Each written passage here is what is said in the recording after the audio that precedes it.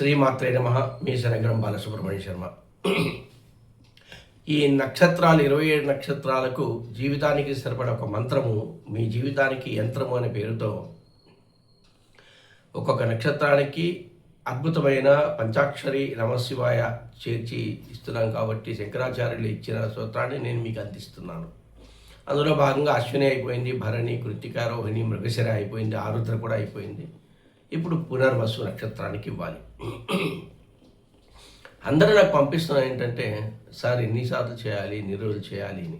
గుర్తుపెట్టుకోండి, ఇది ఎన్ని రోజులు ఎన్నిసార్లు అని జీవితానికి ఈ మంత్రంతో పాటు ఇంకొకటి లింక్ ఇస్తున్నాను. మూక పంచసతిలోని పాదారవింద శతకంలో 59వ శ్లోకము యాడ్ చేసి 2 చదువుకోండి అని.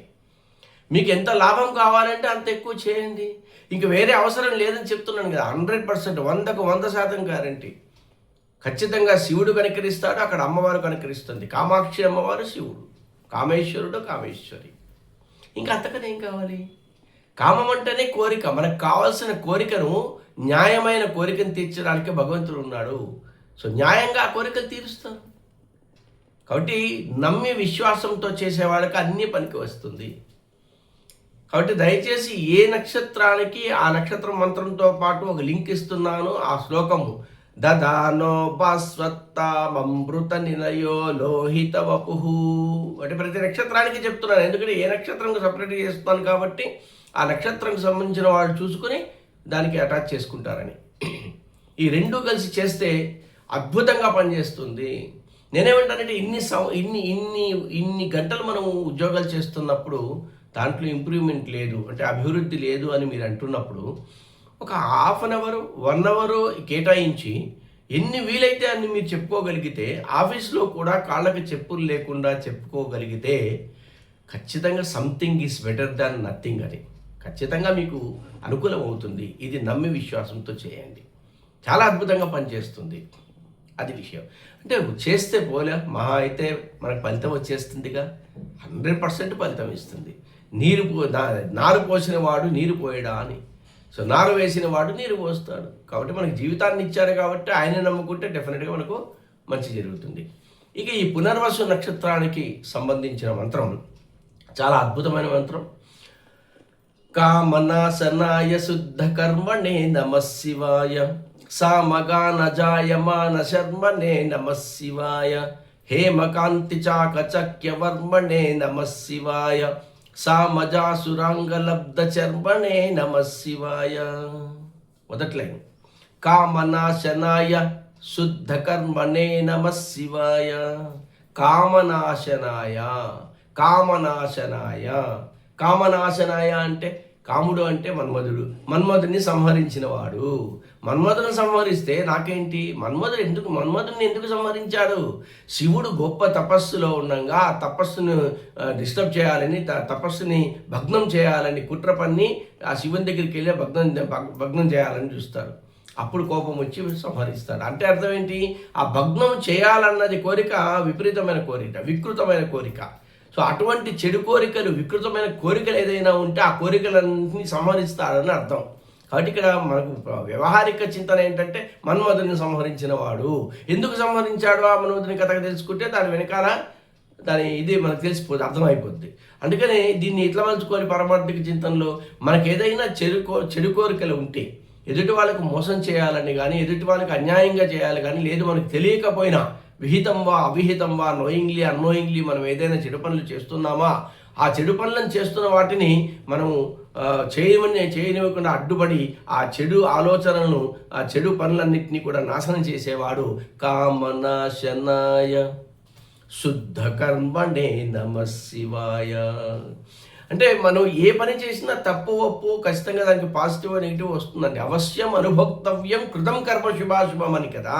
కాబట్టి ఏది చేసినా శుభమో దాని అశుభము ఉంటూ ఉంటుంది. అయితే మనం కోరుకోవాల్సింది ఏంటంటే, మనకు కావాల్సిన మానవుడు కోరుకునేది అశుభం వద్దు, శుభమే కావాలని కోరుకుంటాడు. ఆ శుభాన్ని అంటే మనం చేసే ప్రతి పని కూడా పవిత్రమై ఉండాలి, పవిత్రత కలిగి ఉండాలి. మనం చేసే ప్రతి పని కూడా శుద్ధత కలిగి ఉండాలి. మనం చేసే ప్రతి పని స్వచ్ఛత కలిగి ఉండాలి. కాబట్టి న్యాయమైందే ఉండాలి. కాబట్టి అటువంటి పనులను మన చేత చేయించడానికి శివుని నమ్ముకోగలిగితే శుద్ధ కర్మనే అంటే మంచి పనులను, పవిత్రమైన పనులను చేయించగలడు అని అర్థం. సో నిన్ను నమ్ముతున్నాను, నమశివాయ నిన్ను నమ్ముతున్నాను నేను, కాబట్టి నాతో అన్ని పనులు కూడా నువ్వు ఏదైతే చేయిస్తావు అదే యద్యత్ కర్మ కరోమి తత్తదఖిలం శంభో తవారాధనం అని. కాబట్టి నీవు ఏది చేయిస్తున్నానో, నీకు నేను ఏదైతే చేస్తున్నానో నువ్వే చేయిస్తున్నావు అన్నట్టుగా చేసి శుద్ధ కర్మనే మంచి పనులు చేయించు స్వామి అని అర్థం. మళ్ళీ కామనాశనాయ శుద్ధ కర్మణే నమః శివాయ, కామనాశనాయ శుద్ధ కర్మణే నమః శివాయ. రెండవ లైను సామగాన జాయమాన శర్మణే నమః శివాయ, సామగాన సామగాన జాయమాన శర్మణే నమః శివాయ, జాయమాన శర్మణే నమః శివాయ. సామగానం, సామగానాన్ని విని ఆనందించే శివునికి నమస్కారము అని. సామగానం విని ఆనందిస్తే, ఆయన ఆనందిస్తే మనకేం చేస్తాడని ఖచ్చితంగా అది వ్యవహారిక చింతన. సామగానం విని ఆనందిస్తాడు. అసలు సామగానం అంటే ఏంటి? సామగానం అనేది మనకు ప్రశాంతతనిచ్చేది, ఒక మన మనస్సులో మంచి చిత్తాన్ని ఇవ్వగలిగే ఒక అద్భుతమైన ఇది సామగానము. కాబట్టి ఆ సామగానాన్ని వింటూ, సామగానాన్ని బోధించిన వాడు, సామగానాన్ని అందించిన వాడని అర్థం దీంట్లో. సో సామగాన జాయమాన శర్మనే నమః శివాయ. కాబట్టి స్వామి శివుడుగా ఉంటే పర్లేదు, మంగళుడుగా ఉంటే పర్లేదు, శంకరుడుగా ఉంటే కరోతి ఇది శంకర, మంచి పనులు చేసేవాడుగా శంకరుడుగా ఉంటే పర్లేదు. కానీ లయుడవుతాడు, హరుడవుతాడు, రుద్రుడవుతాడు. అటువంటిప్పుడు మొత్తం లయం చేస్తాడు కదా. అయితే అటువంటి మనస్తత్వం తొందరగా రాకుండా మంచి పనులు చేయించగలిగేవాడుగా ఉండాలనే ఉద్దేశంతో సామగానాన్ని అందించారు.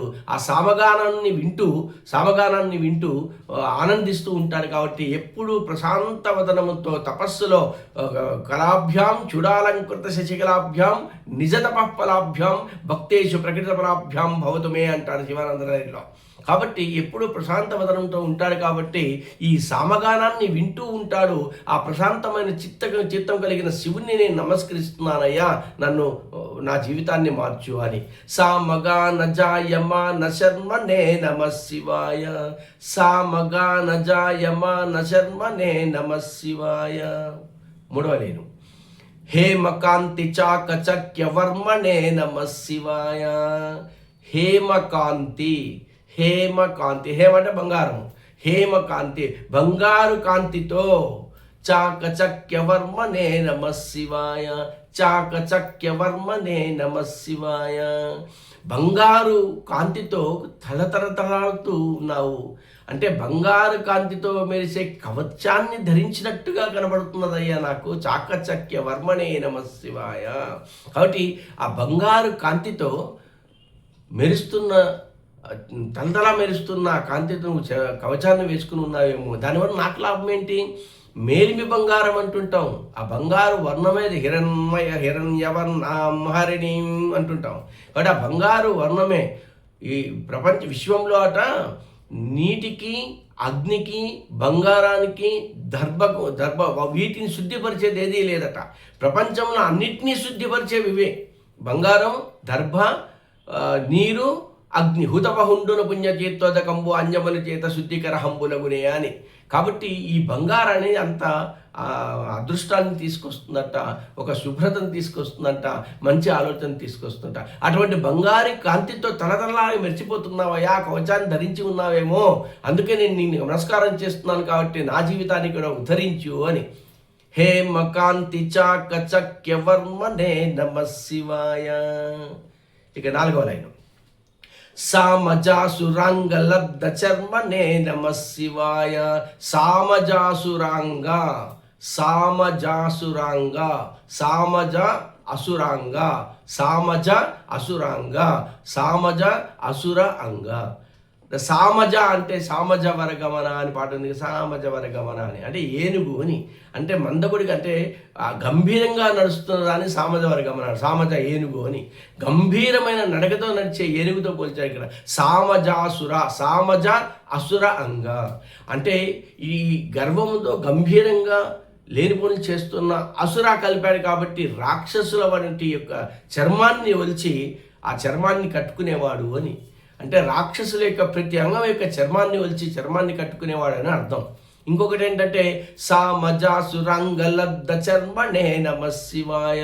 దానికి రెండవ అర్థం కూడా ఏంటంటే సామజ ఏనుగు అన్నారు కాబట్టి ఏనుగు లాంటి మదమెక్కిన ఏనుగులను ఆ మందకొడిగా గంభీరంగా నడుస్తున్న ఏనుగుల యొక్క చర్మాన్ని కట్టుకుని ఉన్నవాడివి శివయ్య నువ్వు, అందుకే నా చర్మాన్ని కూడా నువ్వు రక్షించు, నన్ను కూడా నన్ను రక్షించిన అహంకారాన్ని పారదోడు అని చెప్పడానికి అర్థం పారమార్థిక చింతన. కాబట్టి 4వ లైన్ సామజాసురాంగలబ్ధ చర్మడే నమ శివాయ. అందుకనే ఈ పునర్వసు నక్షత్రంలో నాకు జీవితాన్ని ఇచ్చావు. నా నక్షత్రం పునర్వసు జన్మ నక్షత్రమైన నామ నక్షత్రమైన నక్షత్రం పునర్వసు నక్షత్రం కాబట్టి ఈ పునర్వసు నక్షత్రంలో జన్మించిన నాకు అన్ని రకాలుగా ఈ 4 లైన్లో నేను ఏదైతే చెప్పుకున్నానో ఆ 4 లైన్లో ఉన్నట్టు నాకు అన్నీ కూడా కోరికలు నశింపజేసి పుణ్యకర్మలను చేయనిచేసి నా మనస్సు ప్రశాంతంగా ఉన్నట్టు చేసి బంగారు కాంతితో తలతల్లాడుతున్నా కాబట్టి నా జీవితాన్ని కూడా బంగారు కళలతో తలతల్లాడేట్టు చేయి. ఏనుగు చర్మాన్ని కట్టుకుని ఆ అహంకారాన్ని ఎంత నువ్వు హరించి వేశావు కాబట్టి, మదాన్ని హరించి వేశావు కాబట్టి నాలో ఉన్న అహంకారాన్ని, నాలో ఉన్నది నాకు ఇచ్చిన శరీరాన్ని, చర్మాన్ని నువ్వు రక్షించయ్యా నమశివాయ అని. ఇంకా చివరగా కామనాశనాయ శుద్ధ కర్మనే నమ శివాయ, సామగాన జాయమాన వర్మ శర్మనే నమ శివాయ, హేమకాంతి చాకచక్య వర్మనే నమ శివాయ, సామజాసురంగలబ్ధ చర్మనే నమ శివాయ. చాలా అద్భుతమైంది. నమ్మి విశ్వాసంతో చేయండి. సో పునర్వసు నక్షత్రంలో ఏ పాదాలైనా పర్లేదు, 4 పాదాలకు సంబంధించింది, చాలా అద్భుతంగా పనిచేస్తుంది. మీరు నమ్మి విశ్వాసంతో చేయండి. దీంతో పాటు అది లింకులో ఇస్తున్న శ్లోకాన్ని కూడా యాడ్ చేసి చేయండి. అద్భుతంగా పనిచేస్తుంది. శుభం భూయాత్. మీ శనగరం బాలసుబ్రహ్మణ్య శర్మ.